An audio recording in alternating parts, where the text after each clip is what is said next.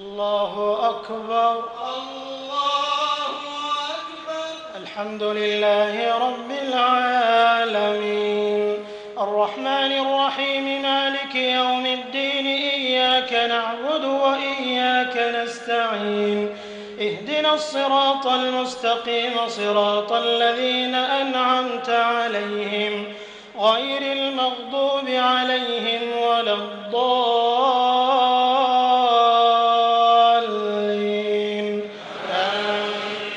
ومن يبتغ غير الإسلام دينا فلن يقبل منه وهو في الآخرة من الخاسرين كيف يهدي الله قوما كفروا بعد إيمانهم وشهدوا أن الرسول حق وجاءهم البينات والله لا يهدي القوم الظالمين.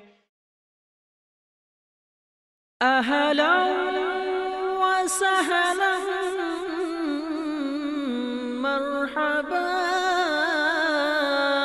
يا خطيب الحرم مرحبا مرحبا يا حبيب العجم مرحبا مرحبا يا خطيب الحرم مرحبا مرحبا يا حبيب العجم مرحبا مرحبا مرحبا يا إمام العرب والعجم أنت شيخنا أستاذنا المحترم مرحبا يا إمام العرب والعجم أنت شيخنا أستاذنا المحترم مرحبا مرحبا مہمان اے پیارے مرحبا آنکھوں کے تارے مرحبا امت کے دلارے مرحبا ہم کہتے ہیں سارے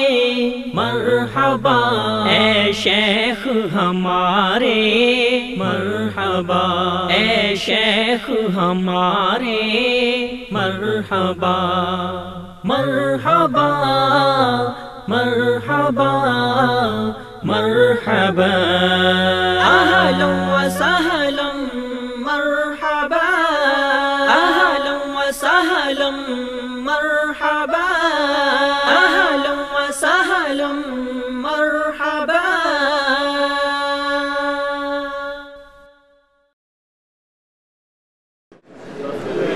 بسم الله الرحمن الرحيم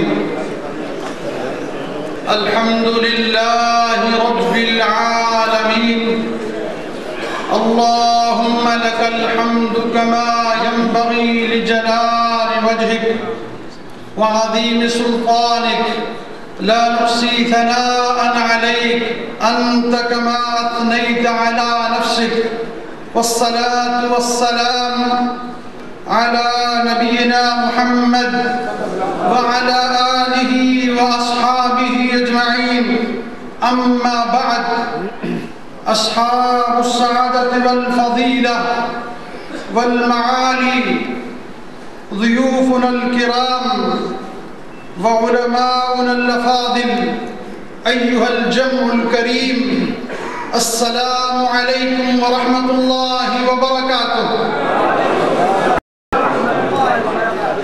إنها لمن أغر الفرص وأعظمها سرورا وابتهاجا وسعادة وفرحا أن تتشرف جمعية أهل الحديث المركزية في باكستان تحت قيادة راشدة لفضيلة الشيخ بروفيسور ساجد میر وإخوانه أعضاء مجلس الشورى باستقبال ميمون لصاحب السعادة والفضيلة فضيلة الشيخ الكريم الدكتور عبد الرحمن بن عبد العزيز السديس حفظه الله تعالى ورعاه والوفد المرافق له فأهلا وسهلا ومرحبا بهذه القلوب الطيبة والوجوه السعيدة التي أنارت بلده الثاني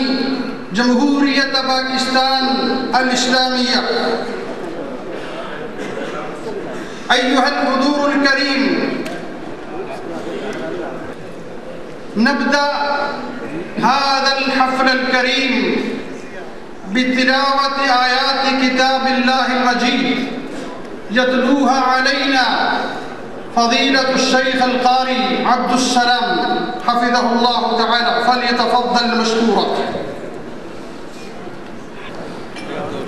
أعوذ بالله من الشيطان الرجيم. بسم الله الرحمن الرحيم. الحمد لله رب العالمين الرحمن الرحيم مالك يوم الدين إياك نعبد وإياك نستعين اهدنا الصراط المستقيم صراط الذين أنعمت عليهم غير المغضوب عليهم ولا الضالين.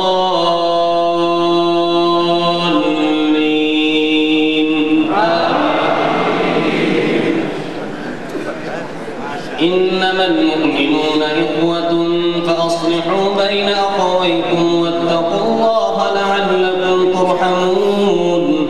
يا أيها الذين آمنوا لا يسخر قوم من قوم عسى أن يكونوا خيرا منهم ولا نساء من نساء عسى أن يكون خيرا منهم ولا تلمزوا أنفسكم ولا تنابزوا بالألقاب بئس الاسم الفسوق بعد الإيمان ومن لم يتب فأولئك هم الظالمون.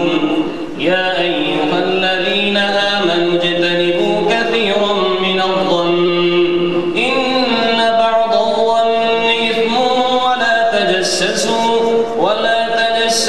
ولا يغتب بعضكم بعضا أيحب أحدكم أن يأكل لحم أخيه ميتا فكرهتموه واتقوا الله إن الله تواب رحيم. يا أيها الناس إنا خلقناكم من ذكر وأنثى وجعلناكم شعوبا وقبائل لتعارفوا إن أكرمكم عند الله يتقاكم إن الله عليم خبير. قالت الأعراب آمنا قل لم تؤمنوا ولكن قولوا أسلمنا ولما يدخل الإيمان في قلوبكم وإن تطيعوا الله ورسوله لا يلدكم من أعمالكم شيئا إن الله غفور رحيم. إنما المؤمنون الذين آمنوا بالله ورسوله ثم لم يرتابوا وجاهدوا بأموالهم وأنفسهم في سبيل الله أولئك هم الصادقون.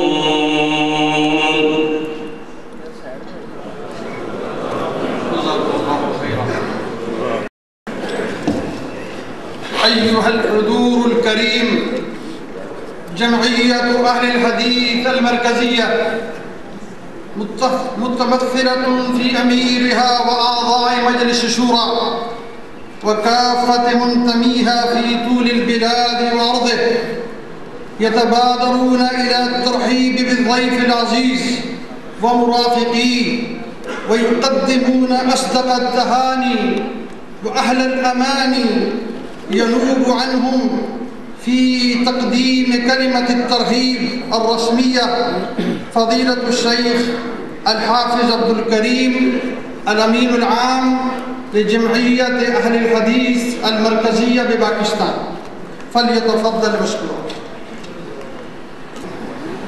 بسم الله الرحمن الرحيم. السلام عليكم ورحمة الله وبركاته. الحمد لله وحده والصلاة والسلام على من لا نبي بعده. الحمد لله حمدا لا ينفد والشكر له شكرا لا ينقطع. نحمده سبحانه حمد الشاكرين ونثني عليه ثناء المؤمنين الصادقين. فاللهم لك الحمد على هذه النعمة الكبيرة والفضل العظيم أن شرفنا في هذا اليوم ضيف، وأي ضيف؟ ضيف حبيب على قلوبنا، ضيف حل بها قبل أن يحل بديارنا، ضيف نشهد الله على محبته محبة خالصة من أعماق قلوبنا. إنه ضيف الأمة الباكستانية، ضيف القلوب، إنه الضيف الذي طالما استقبل ضيوف الرحمن بصوته الشجي في بيت الله الحرام. إنه فضيلة الشيخ عبد الرحمن بن عبد العزيز السديس حفظه الله تعالى، إمام وخطيب المسجد الحرام. فمرحبا بكم أيها الشيخ والوفد المرافق لكم عدد ممشاكم، وأهلا بكم عدد خطاكم. فضيلة إمام وخطيب المسجد الحرام الشيخ عبد الرحمن بن عبد العزيز السديس، أصحاب الفضيلة الوفد المرافق، فضيلة مدير مكتب الدعوة في باكستان الشيخ محمد بن سعد الدوسري حفظه الله تعالى، سعادة الأستاذ الدكتور هزاع بن عبد الله الغامدي الأستاذ بالجامعة الإسلامية العالمية بإسلام آباد ومستشارها، فضيلة الشيخ ساجد مير رئيس جمعية أهل الحديث المركزية حفظه الله تعالى، وفضيلة الشيخ قاضي حسين أحمد أمير الجماعة الإسلامية حفظه الله تعالى، وفضيلة الشيخ معين الدين لكوي المشرف العام على جمعية أهل الحديث المركزية في باكستان، وفضيلة الشيخ حافظ سعيد أحمد أمير جماعة الدعوة حفظه الله تعالى. أصحاب الفضيلة العلماء ورؤساء وقادة الجمعيات الإسلامية، أيها الجمع المبارك، نيابة عن رئيس جمعية أهل الحديث المركزية الشيخ ساجد مير حفظه الله تعالى، وباسمي واسم جميع علماء ودعاة وأعضاء الجمعية المركزية لأهل الحديث في باكستان، نقدم شكرنا لخادم الحرمين الشريفين الملك عبد الله بن عبد العزيز آل سعود ملك المملكة العربية السعودية، وسمو ولي عهده الأمين صاحب السمو الملكي الأمير سلطان بن عبد العزيز وحكومة المملكة العربية السعودية على ما يقدمونه من خدمات جليلة للإسلام والمسلمين، وعلى وجه الخصوص تلك الرعاية الفائقة والمنقطعة النظير للحرمين الشريفين مهوى أفئدة المسلمين ومهبة الوحي الأمين، فجزاهم الله عنا وعن الإسلام والمسلمين خير الجزاء.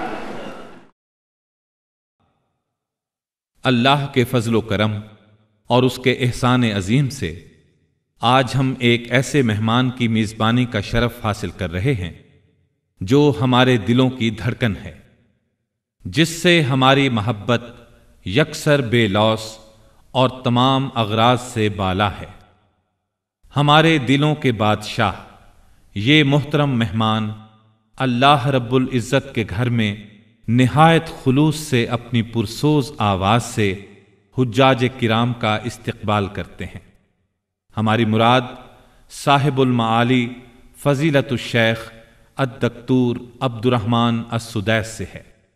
हम इन्हें और इनके मुअज़्ज़ज़ वफ़द को दिल की गहराइयों से खुश आमदेद कहते हैं। अहलम व सहलम मरहबा। ہم ان کے ساتھ پاکستان میں مکتب الدعوہ کے مدیر فضیلت الشیخ محمد بن سعد الدوسری، سعادت الاستاذ ڈاکٹر حزا بن عبداللہ الغامدی، مشیر انٹرنیشنل اسلامک یونیورسٹی اسلام آباد، قاضی حسین احمد امیر جماعت اسلامی، حافظ محمد سعید امیر جماعت الدعوہ، علماء کرام، مشائخ اعظام، مختلف اسلامی اور فلاحی جمعیتوں کے سربراہوں اور اس مبارک اجتماع کے شرکاء کو بھی خوش آمدید کہتے ہیں۔ مرکزی جمعیت اہل حدیث پاکستان کے امیر محترم پروفیسر ساجد میر اور سرپرست اعلیٰ مولانا معین الدین لکھوی کی نیابت کرتے ہوئے میں اپنے تمام علماء، مبلغین اور مرکزی جمعیت اہل حدیث پاکستان کے جملہ کارکنوں کی جانب سے سعودی عرب کے فرمانروا محترم خادم الحرمین الشریفین ملک عبداللہ بن عبدالعزیز اور ولی عہد شہزادہ سلطان بن عبدالعزیز کا شکر گزار ہوں، جو فروغ اسلام اور مسلمانوں کی فلاح کے لیے عظیم خدمات انجام دے رہے ہیں۔ بالخصوص حرمین شریفین کے لیے ان کی بے مثال خدمات مسلم ہیں، اور وہاں پہنچنے والے تمام مہمانوں کے لیے ان کی گراں قدر خدمات ناقابل فراموش ہیں۔ اس پر ہم انہیں ہدیہ تشکر پیش کرتے ہیں۔ یہ بات آپ سب کے علم میں ہے کہ مرکزی جمعیت اہل حدیث کا سعودی عرب سے بڑا مضبوط تعلق ہے۔ یہ تعلق حکومت، علماء اور عوام کی سطح پر ہے۔ یہ کوئی نئی بات نہیں ہے۔ سعودی حکومت کے مؤسس ملک عبدالعزیز بن عبد الرحمن رحمہ اللہ ہی کے دور سعید سے یہ تعلقات چلے آ رہے ہیں اور روز بروز مضبوط سے مضبوط تر ہوتے جا رہے ہیں۔ ہم انہی مراسم کا ایک مظاہرہ آج اس موقع پر بھی دیکھ رہے ہیں۔ آج کا یہ بے مثال اجتماع بھی حرمین شریفین سے سچی محبت کا منہ بولتا ثبوت ہے۔ مرکزی جمعیت اہل حدیث پاکستان کی ایک بڑی اور وفاق کی علامت جماعت ہے۔ اس کے تمام صوبوں، شہروں اور قصبوں میں مراکز قائم اور کارکن موجود ہیں۔ اس کے تحت لا تعداد ادارے عقیدہ توحید اور کتاب و سنت کی سربلندی کے لیے کام کر رہے ہیں۔ خصوصاً وفاق المدارس السلفیہ کے زیر اہتمام تقریباً 1150 جامعات اور مدارس قرآن و سنت کی تعلیم و تدریس میں مصروف ہیں، جن کی نگرانی جماعت کے اکابر علماء اور شیوخ اعظام کرتے ہیں، اور جہاں تعلیم و تربیت کے فرائض ہماری جماعت کے علماء انجام دیتے ہیں، اور ہمارے مناہج کتاب و سنت پر مبنی ہیں، جس کے تحت ہزاروں طلباء و طالبات سالانہ امتحانات دیتے ہیں۔ آخر میں ایک مرتبہ پھر میں اپنے مہمانان ذی وقار کا، تمام علماء اور اکابر جماعت کا اور کنونشن کے تمام شرکاء کا دل کی اتھاہ گہرائیوں سے شکر گزار ہوں۔ اللہ سے دعا گو ہوں اللہ تعالیٰ آپ کے سفر کو قبول فرمائے اور ہم سب کی حاضری قبول فرمائے۔ والسلام علیکم ورحمۃ اللہ وبرکاتہ۔ بسم الله الرحمن الرحيم إن الحمد لله نحمده ونستعينه ونستغفره ونتوب إليه ونثني عليه الخير كله ونصلي ونسلم على خاتم أنبيائه وأشرف رسله نبينا وحبيبنا محمد بن عبد الله صلى الله وسلم وبارك عليه وعلى آله الأطهار وصحابته الأبرار والتابعين ومن تبعهم بإحسان ما تعاقب الليل والنهار. أما بعد فيعلم الله الذي لا إله غيره أن هذه المناسبة من أعز المناسبات وأحبها إلى نفسي. صاحب الفضيلة البروسوفر الشيخ ساجد مير، الشيخ نعيم، الشيخ عبد الكريم بخش، الإخوة أعضاء جمعية أهل الحديث المركزية في عموم باكستان، لكم مني عاطر التحية ووافر الشكر والتقدير. سلام من أم القرى، من مهبط الوحي، من مكة المكرمة، من جوار الكعبة المشرفة، حيث قبلة المسلمين، وحيث انطلقت عقيدة التوحيد، وحيث درج الحبيب المصطفى صلى الله عليه وسلم. أهل الحديث هم آل النبي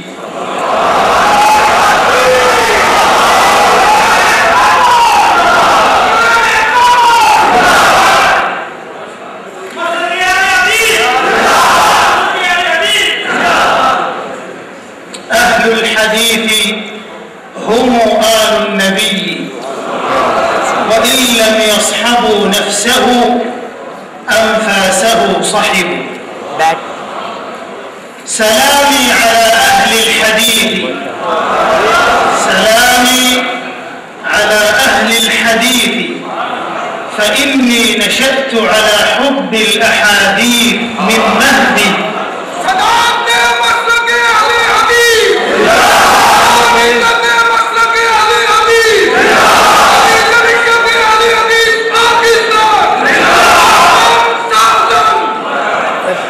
سلامي على أهل الحديث فإنني نشأت على حب الأحاديث من مهدي.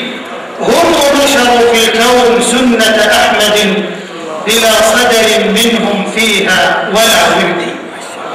أيها الإخوة، عزنا وشرفنا وسعادتنا بحب رسول الله صلى الله عليه وسلم وحب سنته والعناية بأحاديثه وآثاره. يقول الإمام أحمد رحمه الله عن الفرقة الناجية: إن لم يكونوا أهل الحديث فلا أدري من.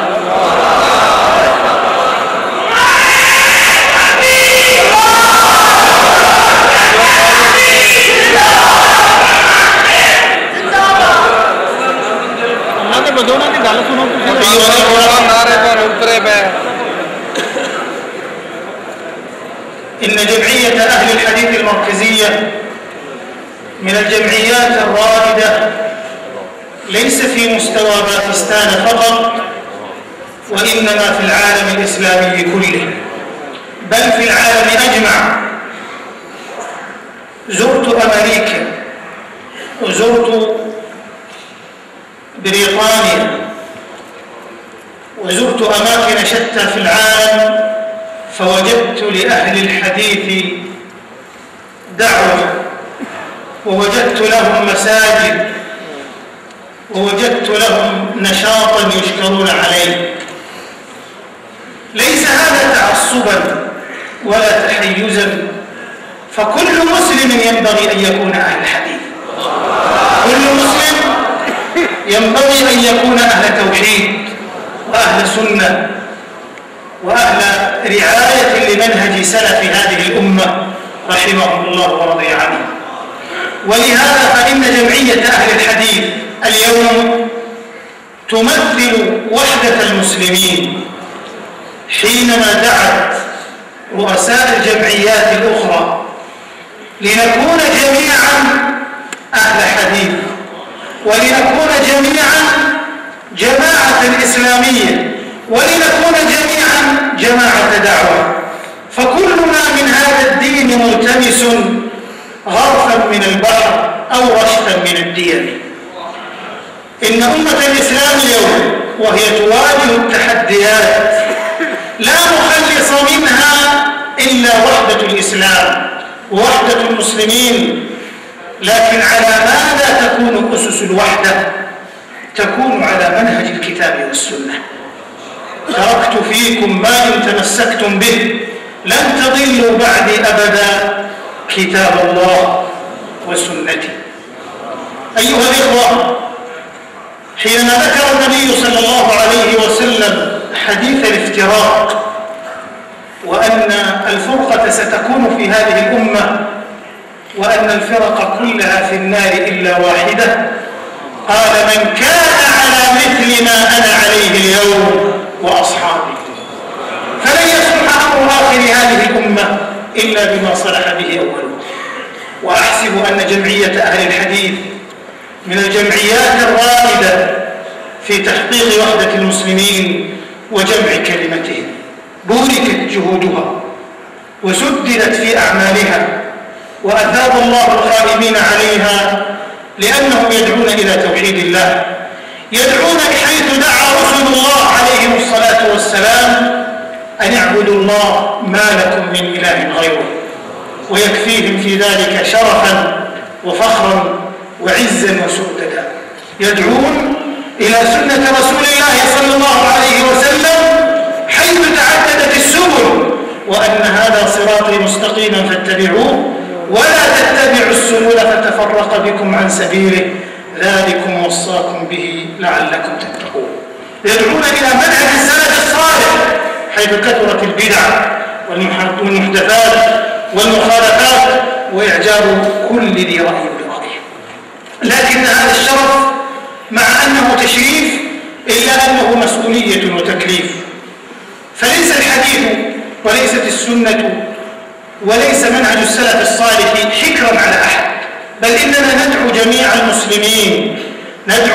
المسلمين بكافة شرائحهم وفئاتهم وأطيافهم أن يجتمعوا على هذا الحق وأن يتواردوا عليه، وأن نكون جميعا أمة واحدة كما أراد الله: إن هذه أمتكم أمة واحدة وأنا ربكم فاعبدون. إنما المؤمنون إخوة، والمؤمنون والمؤمنات بعضهم أولياء بعض، منيبين إليه واتقوه، وأقيموا الصلاة ولا تكونوا من المشركين من الذين فرقوا دينهم وكانوا شيعا كل حزب بما لديهم فرحون.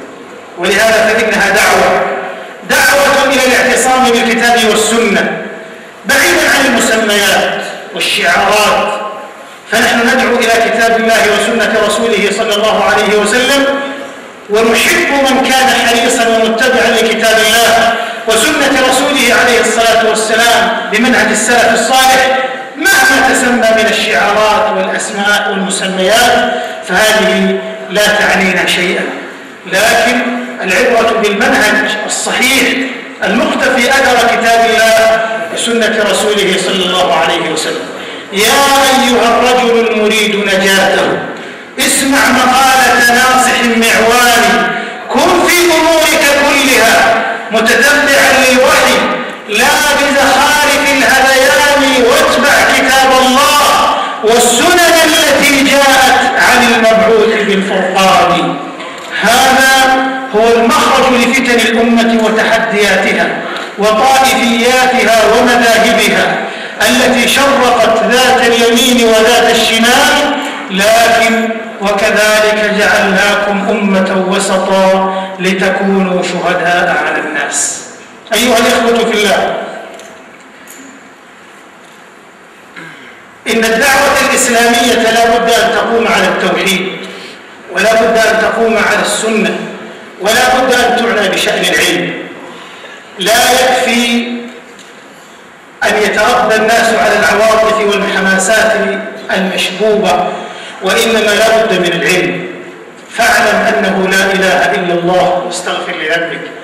يرفع الله الذين آمنوا منكم والذين أوتوا العلم درجات. هل يستوي الذين يعلمون والذين لا يعلمون؟ إنما يتذكر أولو الألباب. الجهل داء قاتل وشفاؤه أمران في التركيب متفقان، نص من القرآن أو من سنة وطبيب ذاك العالم الرباني. فلا ينبغي أن نتساهل بشأن العلم، بل ينبغي أن نعنى بالعلم بكتاب الله والعلم بسنة رسوله صلى الله عليه وسلم، والعلم باللغة العربية التي هي لغة القرآن الكريم والسنة النبوية.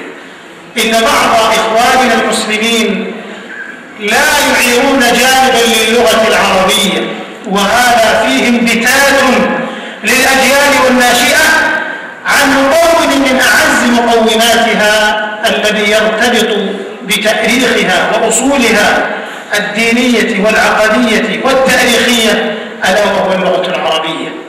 فينبغي أن نعنى بهذا الأمر غاية العناية. كذلك لا بد أن يوعى جانب العلماء والاهتمام بهم وحفظ أقدارهم والحذر كل الحذر من الوقيعة بعلماء الشريعة، فإنهم رضي الله عنهم ورحم من مات منهم ووفق وبارك في أحيائهم، كلهم حريصون على الأخذ بالدليل، لكن قد تختلف اجتهادات أهل العلم، إما لعدم بلوغ الدليل أو بعدم ظهور وجه الاستدلال من الدليل عند فئة من أهل العلم، أو ما إلى ذلك من الاعتبارات التي ذكرها أهل العلم كشيخ الإسلام ابن تيمية رحمه الله في كتابه رفع الملام عن الأئمة الأعلام.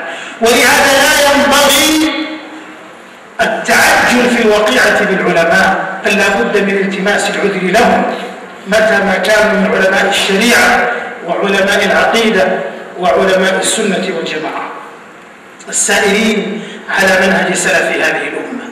كذلك أيها الإخوة ينبغي أن تتسع الصدور، ينبغي أن تتسع الصدور وأن تعف الألسن عند بوادر الخلاف. إن البدار برد شيء لم تحط علما به سبب إلى الحرمان.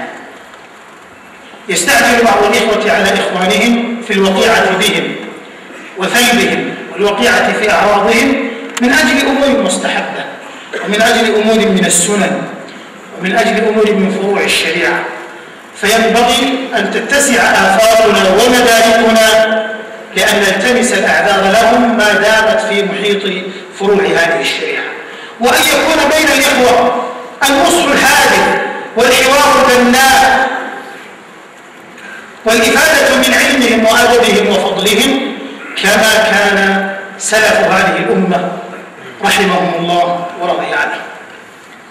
حينما أتم عثمان رضي الله عنه الصلاة بمنى قيل لابن مسعود في ذلك لينكر عليه فقال إن الخلاف شر، إن الخلاف شر، وهذه ينبغي أن يعيها أجيالنا وأبناؤنا، فهم يدركون أن الخلاف شر وخطر وضرره ومفسدته أعظم من مفسدة مخالفة أحد من العلماء شيئا من الأمور لتأويل أو اجتهاد سائغ. كذلك أيها الإخوة ينبغي أن نحرص على سلامة القلوب وألا نحمل الغيظ والحقد والحسد والبغضاء لأحد من إخواننا المسلمين وإن اختلفنا معه في بعض المسائل، فينبغي أن تتوارد النفوس على ذلك. والذين جاءوا من بعدهم يقولون ربنا اغفر لنا ولإخواننا الذين سبقونا بالإيمان ولا تجعل في قلوبنا غلا للذين آمنوا ربنا إنك رؤوف رحيم. ونشهد الله الذي لا إله غيره أننا لا نحمل في قلبنا غلا ولا حقدا ولا حسدا لإخواننا المسلمين، وإن اختلفنا معهم أحيانا في بعض المسائل، لكن يبقى إخواننا أهل الحديث هم من نتفق معهم في أمور كثيرة، لا سيما المعتقد الصحيح والمنهج السليم والعناية بالتوحيد ومنهج السلف الصالح. ونحرص كل الحرص على أن نكون جميعا على هذا المنهج وعلى هذا المستوى، وألا نتوارى عن الساحة، وأن ندخل كل مجال، وأن نحرص على عدم الانزواء والتقوقع في أماكن معينة، وإنما يهمنا جميعا أن الناس كلهم يسيرون على هذا المنهج ويسيرون على هذا الطريق الصحيح، لأن من وفق إلى الخير يحب أن يكون إخوانه المسلمون على هذا الخير.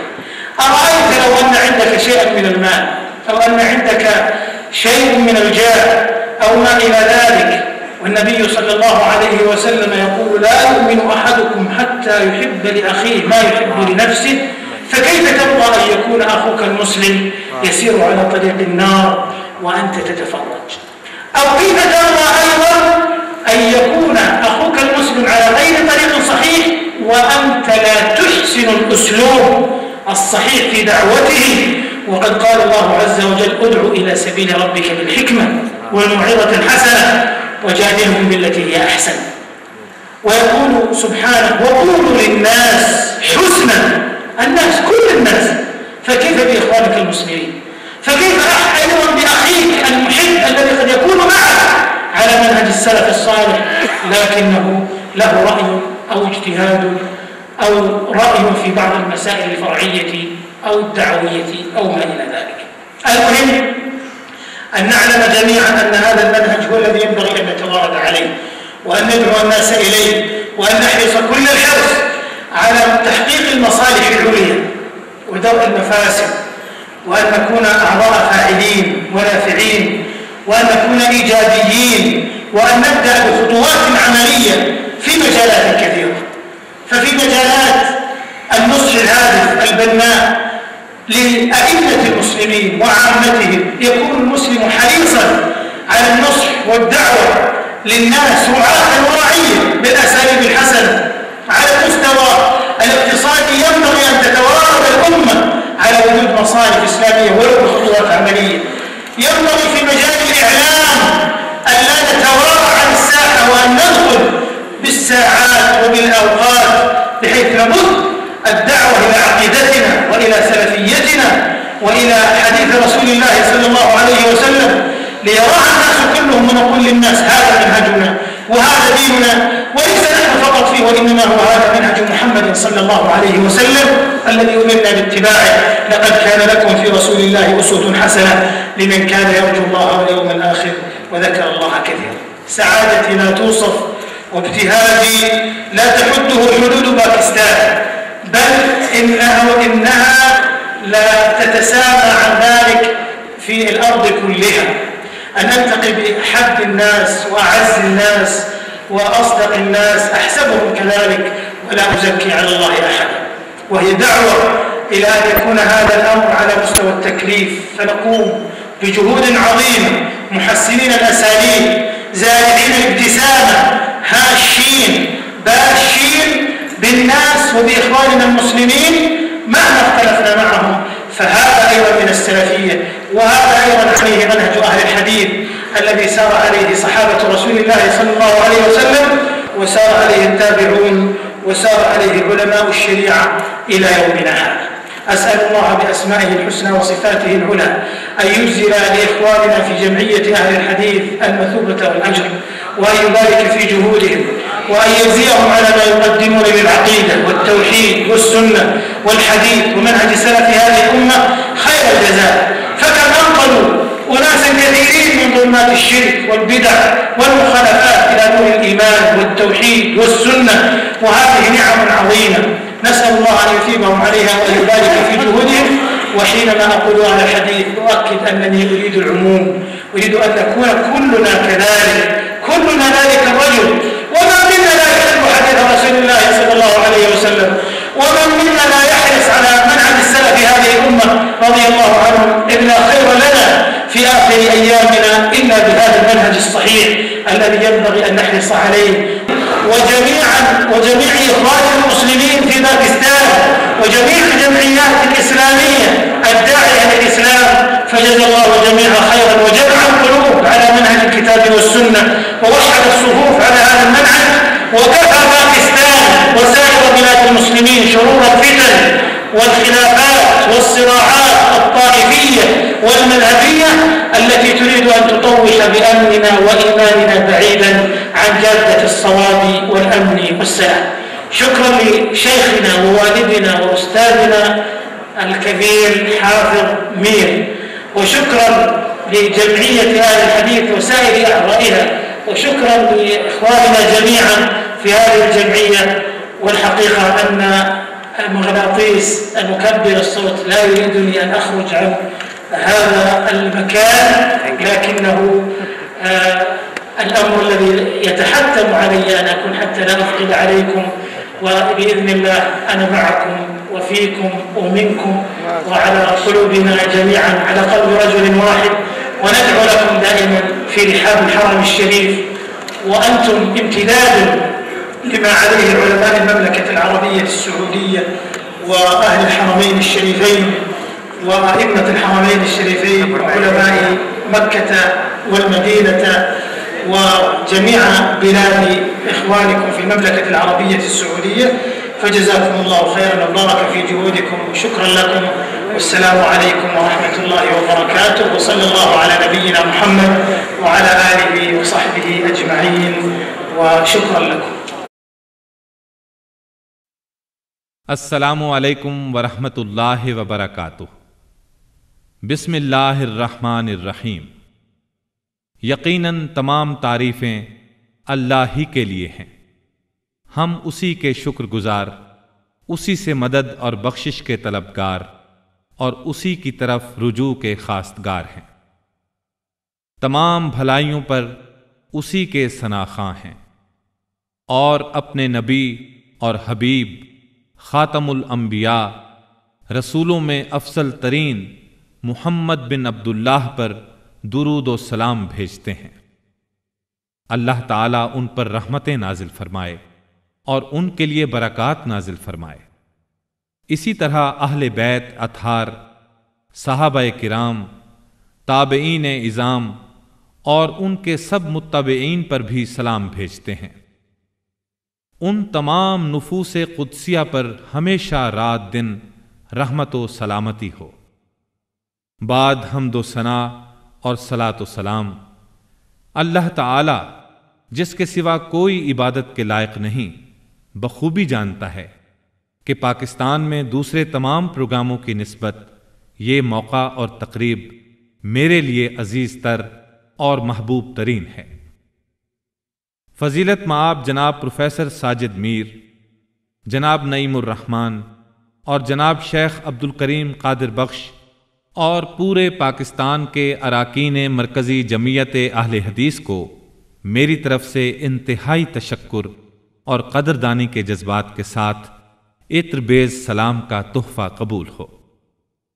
سلام ہو ام القریٰ کی طرف سے، نزول وحی کی سرزمین سے، مکہ مکرمہ سے، جوار کعبہ سے، جو مسلمانوں کا قبلہ ہے، جہاں سے عقیدہ توحید جاری ہوا اور جہاں سے محبوب کائنات محمد مصطفیٰ صلی اللہ علیہ وسلم اپنے مقام و منزلت کو پہنچے۔ حقیقتاً اہل حدیث ہی آل رسول ہیں، ہر چند وہ نبی صلی اللہ علیہ وسلم کی صحبت حاصل نہیں کر سکے، تاہم وہ رسالت مآب صلی اللہ علیہ وسلم کی معطر سانسوں سے مرکب الفاظ سے مسلسل مستفید ہوتے آ رہے ہیں۔ میرا سلام ہو اہل حدیث پر، کیونکہ میں بچپن سے احادیث کی محبت کی فضا میں پروان چڑھا ہوں۔ یہ وہ ہستیاں ہیں جنہوں نے چار دانگ عالم میں سنت رسول صلی اللہ علیہ وسلم کا ڈنکا بجایا ہے، اور اس میں ان کی جانب سے ہرگز کوئی کمی یا بیشی نہیں ہوئی۔ معزز بھائیوں، رسول اللہ صلی اللہ علیہ وسلم سے محبت، آپ صلی اللہ علیہ وسلم کی سنتوں سے بے حد پیار اور آپ کی احادیث و آثار کا اہتمام ہی ہماری عزت، شرف اور سعادت کا باعث ہے۔ امام احمد رحمہ اللہ نے فرقہ ناجیہ یعنی نجات پانے والی جماعت کے بارے میں فرمایا تھا، اگر یہ اہل حدیث نہیں تو پھر میں نہیں جانتا کہ وہ کون لوگ ہیں۔ برادران اسلام، مرکزی جمعیت اہل حدیث قائدانہ کردار کی حامل عالمی جماعتوں میں سے ہے۔ اس کا وجود محض پاکستان ہی تک محدود نہیں، تمام عالم اسلام بلکہ پوری دنیا میں نمایاں اور ممتاز ہے۔ میں نے امریکہ، برطانیہ اور متعدد دیگر ممالک کے دورے کیے تو ہر جگہ میں نے مرکزی جمعیت اہل حدیث کی دعوت، ان کی مساجد اور قابل قدر سرگرمیاں دیکھیں جس پر وہ شکریہ کے مستحق ہیں۔ یہ بات میں کسی سے تعصب کی بنا پر اور نہ ان کی ہمنوائی کرتے ہوئے کہہ رہا ہوں، بلکہ یہ ایک حقیقت ہے۔ ہر مسلمان کو چاہیے کہ وہ اہل حدیث ہو، اہل توحید ہو، اہل سنت ہو اور اس امت کے سلف صالحین کے طریقہ کار کی مکمل حمایت کرنے والا ہو۔ اللہ تعالیٰ ان سب پر رحم فرمائے اور ان سے راضی ہو جائے۔ آج جمعیت اہل حدیث نے مسلمانوں کے اتحاد و یگانگت کا عملی نمونہ پیش کرتے ہوئے دوسری تنظیموں کے قائدین کو بھی اس پروگرام میں شرکت کی دعوت دی ہے تاکہ ہم سب اہل حدیث بن جائیں، اسلام کی جماعت بن جائیں اور دعوت اللہ دینے والے گروہ سے وابستہ ہو جائیں۔ ہم میں سے ہر فرد دین کے بحر بے کراں سے چلو بھرنے کے لیے کوشاں اور موسلا دھار بارشوں کی پھوار سے فیض یاب ہونے کا آرزو مند ہے۔ آج امت مسلمہ کو بہت سے چیلنج درپیش ہیں جن سے نجات پانے کی ایک ہی سبیل ہے اور وہ اسلام اور مسلمانوں کی وحدت کی راہ ہے۔ لیکن وحدت کی بنیادیں کس چیز پر استوار ہو سکتی ہیں؟ اتحاد و یگانگت کی بنیادیں صرف منہج کتاب و سنت ہی پر قائم ہو سکتی ہیں، جیسا کہ رسول اللہ صلی اللہ علیہ وسلم نے فرمایا، میں تمہارے درمیان دو چیزیں چھوڑے جا رہا ہوں کہ جب تک تم انہیں مضبوطی سے تھامے رکھو گے میرے بعد ہرگز گمراہ نہیں ہوگے، اللہ کی کتاب اور میری سنت۔ قابل احترام بھائیوں، جب رسول اکرم صلی اللہ علیہ وسلم نے امت کے پارا پارا ہونے کی پیش گوئی کی اور فرمایا کہ اس امت میں عنقریب پھوٹ پڑ جائے گی اور ایک کے سوا تمام فرقے واصل جہنم ہوں گے، تو اس نجات پانے والے فرقے کی وضاحت کرتے ہوئے فرمایا، وہ جو اس دین پر ہو جس پر آج میں اور میرے صحابہ ہیں۔ اسی طرح امام مالک رحمہ اللہ نے فرمایا، اس امت کے متاخرین کے حالات اسی طریقے سے سدھر سکتے ہیں جس طریقے سے امت کے پہلے لوگوں کے حالات سدھرے تھے۔ میں سمجھتا ہوں کہ جمعیت اہل حدیث امت مسلمہ کی وحدت و یکجہتی کا ہراول دستہ ہے۔ ہماری دعا ہے کہ اس کی کوششیں بارآور ہوں اور اس کے امور و اعمال کی اصلاح ہو۔ اللہ تعالیٰ اس کی قیادت کو ہر لحاظ سے سلامت رکھے، کیونکہ یہ لوگ اللہ کی وحدانیت کی ٹھیک وہی دعوت دیتے ہیں جو اللہ کے رسولوں ان سب پر درود و سلام ہو نے دی۔ وہ دعوت یہ تھی، اللہ ہی کی عبادت کرو، اس کے سوا تمہارا کوئی معبود نہیں۔ یہی وہ مسلمہ بات ہے جو شرف، فخر، عزت اور سیادت کے لیے کافی ہے کہ وہ سنت رسول صلی اللہ علیہ وسلم ہی کی دعوت دیتے ہیں، جبکہ لوگوں کے سامنے کئی دوسرے راستے کھلے پڑے ہیں۔ اور یقیناً میرا یہ راستہ سیدھا ہے، لہذا تم اسی کی پیروی کرو، دوسرے راستوں کی پیروی مت کرو، وہ تمہیں اللہ کے راستے سے الگ کر دیں گے۔ اللہ نے تمہیں اسی کی تاکید کی ہے تاکہ تم پرہیزگاری اختیار کرو۔ یہ سلف صالحین کے منہج کے داعی ہیں۔ اس زمانے میں جب بدعتیں کثرت سے سر اٹھانے لگیں، نت نئی چیزیں رونما ہوئیں اور شریعت مطہرہ کی مخالفت عام ہوئی اور ہر رائے رکھنے والے کو اپنی رائے ہی بھلی معلوم ہونے لگی، ہر چند یہ شرف و وقار باعث عزت ہونے کے ساتھ ساتھ مسئولیت اور جواب دہی کا باعث بھی ہے۔ حدیث، سنت اور سلف صالحین کا طرز عمل کسی پر اپنی رائے مسلط کرنے کا درس نہیں دیتے، بلکہ ہمیں چاہیے کہ سب مسلمانوں کو ان کے تمام قوانین، ضابطوں، جماعتوں اور افکار و خیالات سمیت دلائل اور محبت سے یہ دعوت دیں کہ وہ اسی راہ حق پر اکٹھے ہوں اور اسی گھاٹ سے ایک ساتھ سیراب ہوں، اور یہ کہ ہم سب ایک ہی امت بن جائیں جیسا کہ اللہ تعالیٰ کا حکم ہے۔ بلا شبہ تمہارا یہ دین ایک ہی دین ہے اور میں تمہارا رب ہوں، لہذا تم میری ہی عبادت کرو۔ یقیناً مومن ایک دوسرے کے بھائی ہیں۔ مومن مرد اور مومن عورتیں آپس میں ایک دوسرے کے مددگار ہیں۔ اسی کی طرف رجوع کرتے ہوئے دین پر قائم رہو اور اسی سے ڈرتے رہو اور نماز قائم کرو، اور تم مشرکوں میں سے نہ ہو جاؤ، یعنی جن لوگوں نے اپنے دین کو ٹکڑے ٹکڑے کر دیا اور وہ کئی گروہوں میں بٹ گئے، ہر گروہ کے پاس جو کچھ ہے وہ اسی پر خوش ہے۔ لہذا یہ دعوت کتاب و سنت کو مضبوطی سے تھامنے کی دعوت ہے، جو اپنی مرضی سے اختیار کی ہوئی چیزوں اور خود ساختہ علامات سے کوسوں دور ہے۔ چنانچہ ہم کتاب اللہ اور سنت رسول صلی اللہ علیہ وسلم کی طرف بلاتے ہیں، اور اس شخص سے ٹوٹ کر محبت کرتے ہیں جو منہج سلف کے مطابق کتاب و سنت پر چلنے کا شائق اور صرف انہی کا متبع ہے،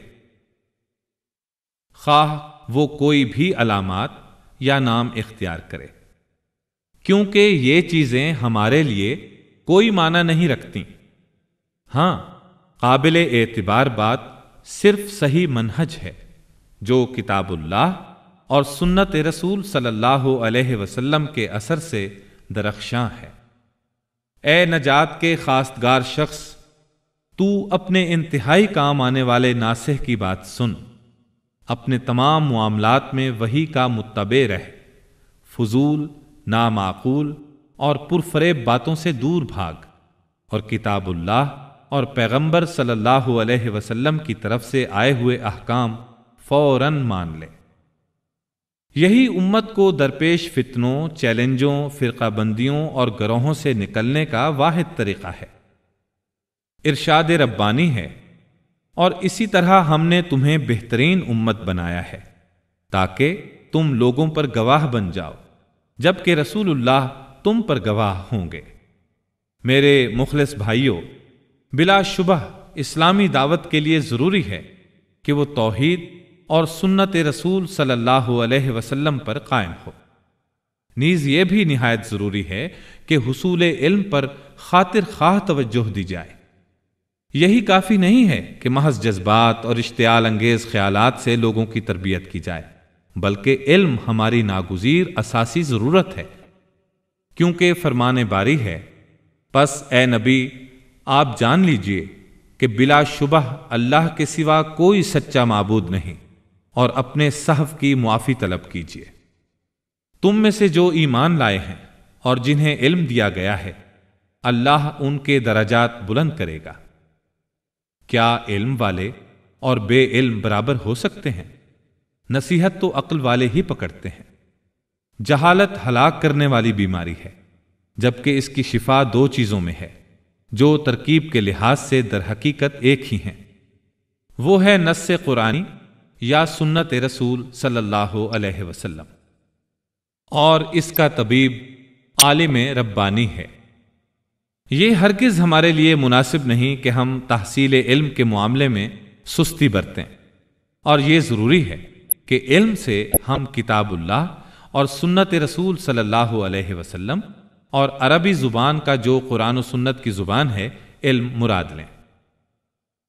ہمارے بعض مسلمان بھائی عربی زبان کی طرف خاطر خواہ توجہ نہیں دیتے، در حقیقت یہ بے اعتنائی آنے والی نسلوں اور نونہالوں کے لیے بہت نقصان دہ ہے، کیونکہ اس طرح وہ اپنے جگر گوشوں کو ان کی صلاحیتیں اجاگر کرنے کے اس عظیم ذریعے سے محروم کر رہے ہیں جو ان کی تاریخ، ان کے دینی اصولوں اور عقیدے سے وابستہ رکھنے کی شارح اور ترجمان بھی ہے۔ ہمیں چاہیے کہ ہم عربی زبان کے فروغ پر بھرپور توجہ دیں۔ اسی طرح یہ بھی ضروری ہے کہ علماء کے مقام و مرتبے کا خاص خیال رکھا جائے، ان کی عزت افزائی کی جائے، ان کی قدر و منزلت میں کوئی کسر نہ چھوڑی جائے۔ نیز علماء دین کی عیب جوئی کرنے اور ان کی پگڑی اچھالنے سے مکمل اجتناب کیا جائے۔ اللہ تعالیٰ ان سے راضی ہو جائے اور ان پر رحمت فرمائے۔ نیز جو علماء رحلت کر گئے ہیں ان پر بھی رحمت فرمائے اور بقید حیات علماء کی زندگی میں برکت دے۔ بلا شبہ یہ سب دلیل ہی کے ذریعے سے مسائل اخذ کرتے ہیں، لیکن کبھی دلیل نہ ملنے کی وجہ سے یا کبھی وجہ استدلال واضح نہ ہونے کی بنا پر اہل علم کے اجتہاد میں اختلاف ہو جاتا ہے۔ کچھ دیگر وجوہ بھی ہیں جو اہل علم بیان فرما گئے ہیں، جیسا کہ شیخ الاسلام امام ابن تیمیہ رحمہ اللہ نے اپنی کتاب رفع الملام عن الائمۃ الاعلام میں ذکر کیا ہے۔ چنانچہ علماء کی عیب جوئی میں عجلت سے کام نہیں لینا چاہیے، بلکہ ضروری ہے کہ ان کی طرف سے عذر تلاش کیا جائے، چاہے وہ علماء شریعت ہوں یا علماء عقیدہ اور علماء سنت، یا سلف صالحین کے طرز پر چلنے والے دیگر ذی وقار علماء کرام ہوں۔ برادران عزیز، علماء کے لیے ضروری ہے کہ اختلاف رونما ہو جائے تو وسعت ظرفی کا مظاہرہ کریں اور زبان و بیان پر قابو رکھیں۔ کسی چیز کا احاطہ کیے بغیر جلد بازی کرتے ہوئے آپ اسے ٹھکرا دیں گے تو یقیناً یہ عجلت بہت بڑی محرومی کا پیش خیمہ بن سکتی ہے۔ کچھ بھائی اپنے بھائیوں کی عیب جوئی کرنے، ان پر سب و شتم کرنے اور ان کی پگڑی اچھالنے میں بڑی تیزی دکھاتے ہیں۔ یہ انداز مناسب نہیں۔ کچھ بھائی مستحب امور، سنتوں اور شریعت مطہرہ کے فروعی مسائل کی بنا پر اپنے بھائیوں کی عیب جوئی کرنے، ان پر سب و شتم کرنے اور ان کی پگڑی اچھالنے میں بھی عجلت کا مظاہرہ کرتے ہیں۔ یہ بات بھی محل نظر ہے۔ ہمیں وسیع النظر ہونا چاہیے اور اپنی تمام ذہنی صلاحیتیں بروئے کار لانی چاہیے اور اپنی عقل و دانش میں وسعت پیدا کرنی چاہیے۔ شریعت کے فروعی مسائل میں ہمیں اپنے بھائیوں کو بری الذمہ قرار دینے کے لیے کوشاں رہنا چاہیے۔ ہمیں اپنے بھائیوں کے لیے بامقصد خیر خواہی کے جذبات سے معمور ہونا چاہیے۔ ہماری گفتگو تخریبی بحث و مباحثہ سے پاک اور تعمیری مقاصد کے لیے ہونی چاہیے۔ ہمیں اپنے بھائیوں کے علم و ادب اور ان کے فضل سے مستفید ہونا چاہیے، جیسا کہ اس امت کے سلف صالحین کا معمول تھا۔ اللہ ان پر رحم فرمائے اور ان سے راضی ہو۔ جس وقت حضرت عثمان رضی اللہ عنہ نے مینا میں پوری نماز پڑھائی، قصر نہ کی، تو یہ معاملہ ابن مسعود رضی اللہ عنہ کے سامنے رکھا گیا تاکہ وہ حضرت عثمان رضی اللہ عنہ کے اس عمل کو ناپسندیدہ قرار دے کر روک دیں، لیکن انہوں نے فرمایا مخالفت میں شر ہے، مخالفت میں شر ہے۔ ہماری نسلوں اور اولادوں کو یہ بات ذہن نشین کر لینی چاہیے کہ اختلافات میں شر ہے، خطرات ہیں، نقصانات ہیں، اور اس سے پھوٹنے والا فساد مسائل میں تعویل یا جائز اجتہاد کی بنا پر علماء میں رونما ہونے والے اختلاف سے زیادہ فساد کا باعث ہے۔ میرے بھائیوں، ہم پر لازم ہے کہ ہم اپنے مسلمان بھائیوں کے بارے میں، چاہے ان سے بعض مسائل میں اختلاف ہو جائے، اپنے دلوں کو صاف رکھیں اور ان کے لیے اپنے دلوں کو عداوت، حسد اور بغض کی آماج گاہ نہ بنائیں۔ ہم اس آیت سے استفادہ کریں۔ اور جو ان کے بعد آئے وہ کہتے ہیں، اے ہمارے رب، ہمیں اور ہمارے ان بھائیوں کو بخش دے جنہوں نے ایمان میں ہم سے پہل کی، اور ہمارے دلوں میں اہل ایمان کے لیے کوئی کینہ نہ رکھ۔ اے ہمارے رب، بے شک تو بہت نرمی والا، نہایت رحم کرنے والا ہے۔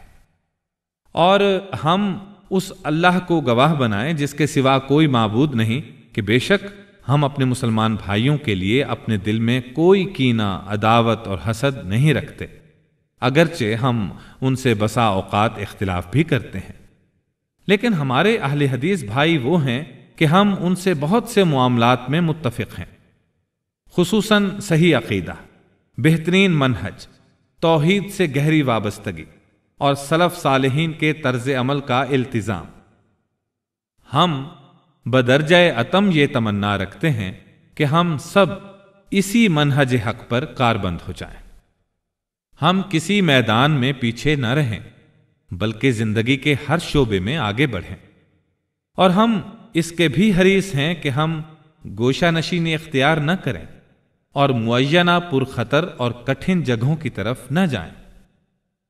یہ بات ہمارے لیے انتہائی اہمیت کی حامل ہے کہ تمام لوگ اسی طرز حق پر کاربند ہو جائیں اور اسی سیدھی راہ کے راہی بن جائیں، یعنی ایسے فرد بن جائیں جسے بھلائی کی توفیق ملے تو وہ پسند کرتا ہے کہ اس کے مسلمان بھائی اس بھلائی میں شامل ہو جائیں۔ آپ کا کیا خیال ہے کہ آپ کے پاس کچھ مال ہو، جاہ و حشمت ہو یا دوسری نعمتیں ہوں، کیا آپ نہیں چاہیں گے کہ یہ نعمتیں آپ کے بھائی کو بھی میسر آئیں؟ جبکہ نبی صلی اللہ علیہ وسلم نے فرمایا ہے، اس وقت تک تم میں سے کوئی شخص کامل مومن نہیں ہو سکتا جب تک اپنے بھائی کے لیے وہی چیز پسند نہ کرے جو وہ اپنے لیے پسند کرتا ہے۔ آپ یہ کیسے گوارا کرتے ہیں کہ آپ کا بھائی جہنم کا راہی ہو اور آپ اسے دیکھ کر خوش ہو رہے ہوں؟ یا یہ کیوں کر آپ کو بھلا لگتا ہے کہ آپ کا بھائی غلط راہ پر گامزن ہو اور آپ اسے دعوت دینے کے لیے اپنے صحیح اسلوب میں کامل نکھار پیدا نہ کریں؟ اللہ تعالیٰ نے فرمایا ہے، اے نبی، اپنے رب کے راستے کی طرف حکمت اور اچھے وعظ کے ساتھ دعوت دیجیے اور ان سے احسن طریقے سے بحث کیجیے۔ اور یہ بھی فرمایا ہے، اور تم لوگوں سے اچھے طریقے سے بات کرو۔ الناس میں تمام انسان شامل ہیں، تو پھر اپنے مسلمان بھائیوں سے آپ کا برتاؤ کیسا ہونا چاہیے؟ نیز آپ کا اپنے اس پیارے بھائی سے سلوک کیسا ہوگا جو سلف صالحین کے منہج میں آپ کے ساتھ ہے، لیکن بعض فروعی یا دعوت وغیرہ کے جزوی مسائل میں اس کی کوئی مختلف رائے یا اجتہاد ہے۔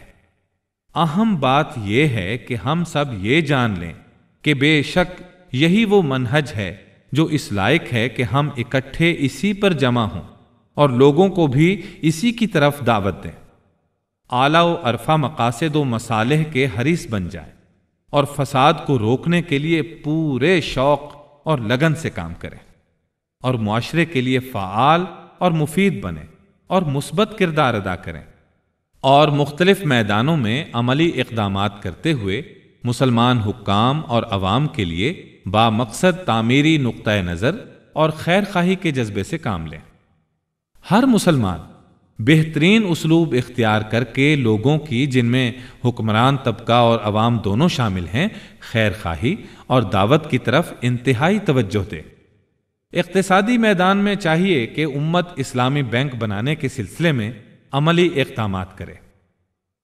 ذرائع ابلاغ کے میدان میں بھی ہم پیچھے نہ رہیں، بلکہ گھنٹوں اور منٹوں کا لحاظ رکھتے ہوئے اس میں شامل ہوں، اس طرح کہ ہم اپنے عقیدے، اپنی سلفیت اور احادیث رسول صلی اللہ علیہ وسلم کی طرف دعوت کو پھیلائیں تاکہ تمام لوگ اسے دیکھیں اور ہم لوگوں سے کہیں، یہ ہے ہمارا منہج، یہ ہے ہمارا دین۔ صرف یہی نہیں کہ ہم ہی اس پر کاربند ہیں، در حقیقت یہی سیدنا محمد صلی اللہ علیہ وسلم کا منہج تھا جن کی اتباع کا ہمیں حکم دیا گیا ہے۔ یقیناً تمہارے لیے رسول اللہ کی ذات میں بہترین نمونہ ہے، ہر اس شخص کے لیے جو اللہ سے ملاقات اور یوم آخرت کی امید رکھتا ہے اور کثرت سے اللہ کا ذکر کرتا ہے۔ میری سعادت اور مسرت ناقابل بیان ہے۔ میں اس قدر خوش ہوں کہ اس خوشی کی حدود پاکستان کی حدود سے بھی متجاوز ہیں، بلکہ حقیقت تو یہ ہے کہ پوری روئے زمین پر اس کی کوئی مثال نہیں کہ آج میں تمام لوگوں میں سے محبوب ترین، اپنے نزدیک سب سے زیادہ قابل قدر اور سب سے زیادہ مخلص لوگوں سے میں ملاقات کر رہا ہوں۔ میں اسی طرح سمجھتا ہوں، وَلَا أُزَكِّي عَلَى اللَّهِ أَحَدًا۔ یہی وہ دعوت ہے جسے باقاعدہ ذمہ دارانہ طور پر اپنایا جانا چاہیے۔ ہمیں چاہیے کہ ہم عظیم جد و جہد لے کر اٹھیں، خوش آئند اسالیب اپنائیں، مسکراہٹیں بکھیریں، سب لوگوں سے خصوصاً اپنے مسلمان بھائیوں سے خوش و خرم رہیں، چاہے ان سے کوئی اختلاف بھی ہو۔ یہ بھی سلفیت کا نمونہ ہے اور یہی وہ انداز ہے جس پر اہل حدیث کا منہج استوار ہے، جس پر اصحاب رسول صلی اللہ علیہ وسلم گامزن رہے، تابعین نے بھی اسے اختیار کیے رکھا اور آج تک علماء شریعت اس پر قائم ہیں۔ میں اللہ تعالی سے اس کے اسماء حسنی اور صفات علیاء کے واسطے سے دعا کرتا ہوں کہ وہ ہمارے جمعیت اہل حدیث کے بھائیوں پر اجر و ثواب کے دہانے کھول دے، ان کی کوششوں میں برکت ڈالے اور یہ لوگ عقیدہ، توحید، سنت، حدیث اور اس امت کے سلف صالحین کا جو منہج پیش کر رہے ہیں اس پر اللہ تعالیٰ انہیں جزائے خیر سے نوازے۔ انہوں نے بہت سے لوگوں کو شرک و بدعت سے بچایا، اور نافرمانیوں سے نور ایمان کی طرف دعوت دی اور توحید و سنت کی طرف راغب کیا۔ یقیناً یہ بڑی عظیم نعمتیں ہیں۔ ہم اللہ تعالیٰ سے دعا کرتے ہیں کہ انہیں ان کاوشوں پر ثواب سے نوازے اور ان کی کوششوں میں برکت ڈالے۔ اور جس وقت میں اہل حدیث کہتا ہوں، میں وثوق سے کہتا ہوں کہ میری مراد عام ہے، یعنی میں چاہتا ہوں کہ ہم سب اسی طرح کے ہو جائیں۔ بھلا کون ہے جو حدیث رسول صلی اللہ علیہ وسلم سے محبت نہ کرتا ہو، اور کون ہے جو اس امت کے سلف صالحین کے منہج سے لگاؤ نہ رکھتا ہو؟ اللہ تعالیٰ ان سے راضی ہو جائے۔ ہمارے اس دور میں بہتری کی واحد راہ یہی ہے کہ ہم سب اسی صحیح منہج کو اختیار کریں، اور ضروری ہے کہ ہم اس پر کاربند ہو جائیں۔ ہم اللہ سے التجا کرتے ہیں کہ وہ ہمیں اس وقت بھی اسی منہج حق پر ثابت قدم رکھے جب فتنے کثرت سے رونما ہوں گے اور مصیبتیں اور آزمائشیں ٹوٹ پڑیں گی۔ میں اللہ عز و جل سے درخواست کرتا ہوں کہ وہ ہمیں دنیا کی زندگی اور آخرت میں کلمہ توحید پر ثابت قدم رکھے۔ جمعیت اہل حدیث کا بہت بہت شکریہ۔ اہل حدیثوں کو میرا سلام ہو۔ میری دعا تمام اہل حدیثوں کے لیے ہے، اور تمام پاکستانی مسلمان بھائیوں کے لیے، اور ان تمام مسلم جماعتوں کے لیے ہے جو اسلام کی طرف بلاتی ہیں۔ اللہ تعالیٰ سب کو جزائے خیر دے اور مسلمانوں کے دلوں کو منہج کتاب و سنت پر جمع کر دے، ان کی صفوں میں اسی منہج پر اتحاد پیدا فرما دے۔ پاکستان اور تمام مسلم ممالک کو اللہ تعالیٰ فتنوں کے شر سے محفوظ رکھے، اور باہمی اختلافات اور گروہی اور جماعتی کشمکش سے بھی محفوظ فرمائے، جن کے باعث ہمارے دین اور ہماری سلامتی کو خطرہ ہے۔ اور میں انتہائی شکر گزار ہوں اپنے شیخ، اپنے والد، اپنے استاذ مکرم جناب ساجد میر کا، اور جمعیت اہل حدیث اور اس کے تمام اراکین کا۔ میں اس جمعیت کے جملہ دیگر احباب کا بھی شکریہ ادا کرتا ہوں۔ حقیقت یہ ہے کہ آپ کی محبت کا مقناطیس اور یہ لاؤڈ سپیکر نہیں چاہتا کہ میں اس جگہ سے ہٹ جاؤں، لیکن یہ معاملہ ایسا ہے جو مجھے حتمی طور پر انجام دینا ہی ہے، مبادا میں آپ پر بوجھ بنوں۔ اللہ کے حکم سے میں آپ کے ساتھ ہوں، آپ ہی میں ہوں اور آپ ہی میں سے ہوں، اور ہم سب کے دل ایک ہی آدمی کے دل کی طرح ہیں۔ ہم حرم شریف میں ہمیشہ آپ کے لیے دعا گو رہتے ہیں۔ آپ حضرات مملکت سعودی عرب کے علماء کرام، اہل حرمین شریفین اور ائمہ حرمین شریفین، علماء مکہ و مدینہ اور سعودی عرب کے تمام علاقوں کے علماء کے منہج کو آگے بڑھانے والے ہیں۔ اللہ ہی آپ کو جزائے خیر دے اور آپ کی کوششوں کو بارآور فرمائے۔